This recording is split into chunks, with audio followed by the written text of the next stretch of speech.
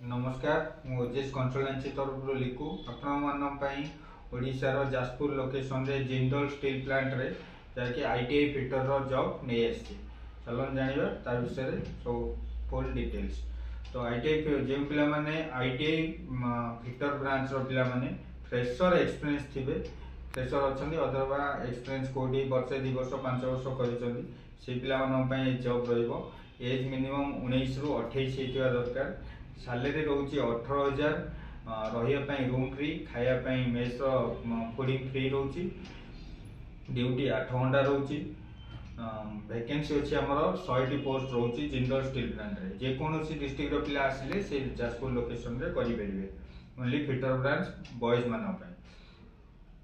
आमर वीडियो माध्यम रे नंबर दिया जाइछि नंबर रे कांटेक्ट करंतु अधिक रु अधिक डिटेल्स जानी ऑफिस रे विजिट कले आपण माने ओडिशा भितर जाजपुर रे जॉब पाई परिबे। रहिली नमस्कार।